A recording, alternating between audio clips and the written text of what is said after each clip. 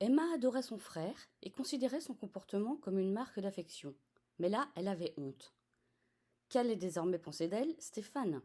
Qui plus est, même en l'absence de ses parents, elle ne pouvait toujours pas sortir comme elle souhaitait. Pendant ce temps, la famille de Virginie traversait tant bien que mal l'éprouvant deuil paternel. La maman, bienveillante, incitait ses enfants à poursuivre leur vie au mieux malgré le chagrin. Les grandes vacances approchaient. Souhaitant que sa fille s'amuse et pour éviter qu'elle ne tombe dans la déprime, la mère de Virginie organisait des petites booms chez elle avec les garçons et laissait Virginie libre de sortir dans la cité le soir après dîner. C'était loin d'être le cas pour Emma, dont les parents, bien vivants, eux, lui interdisaient de quitter la chambre après 19 heures pétantes et refusaient de recevoir les copains à la maison.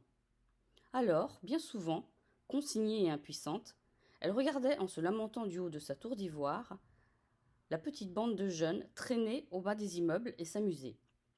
Témoin de la liberté des autres enfants de son âge qui s'exprimaient sous ses yeux. Elle conservera toute sa vie, comme un poison qui la ronge et la dévore, ce sentiment d'injustice et d'enfermement.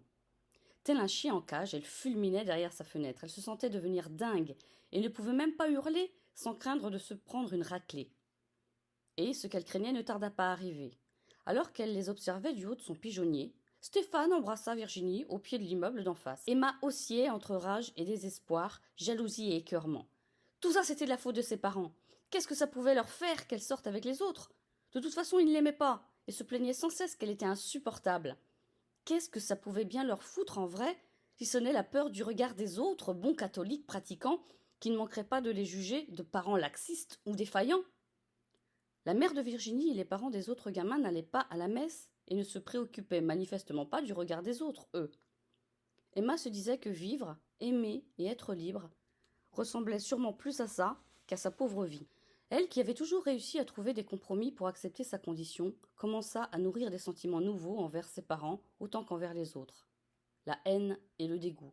Elle ne comprenait pas le sens de la vie et commençait à douter sérieusement de la bienveillance de ses propres parents et amis, ainsi que de la nature humaine. Courant juillet, l'été battait son plein. Virginie était partie à Arzon sur la presqu'île de Ruisse pour 2 mois avec le reste de sa famille. Alors que les gosses avaient déserté la cité les uns après les autres pour partir en vacances, Emma se rendait régulièrement à la piscine de Kercado les après-midi, comme presque tous les jeunes qui restaient là. En attendant de partir pour 1 mois chez son père, Stéphane fréquentait également la piscine. Bien que d'autres jeunes lui faisaient les yeux doux et essayaient de la draguer dans le grand bassin extérieur inondé de soleil, Emma profita de cette occasion pour tenter de se rapprocher à nouveau de son flirt. Mais elle n'intéressait manifestement plus Stéphane. Elle se fit plus pressante et le suivait partout. Jusqu'au moment où le jeune garçon, exaspéré, se retourna vers elle et, arborant une moue dégoûtée, lui cracha en plein visage. Puis, sans autre explication, il la planta là. Elle essuya rapidement son visage. Le crachat puait. Elle faillit vomir sur place. Mais surtout, elle avait honte. Elle regarda autour d'elle pour voir si on l'observait. La piscine grouillait de monde. Personne ne semblait avoir remarqué l'incident. Alors elle fit comme elle put pour sauver la face et se réfugia dans les vestiaires. Mais elle ne comprenait pas ce qui venait de se passer. Stéphane s'était-il vengé de la course-poursuite dans les escaliers avec Sylvain? Ou bien s'était-il moqué d'elle?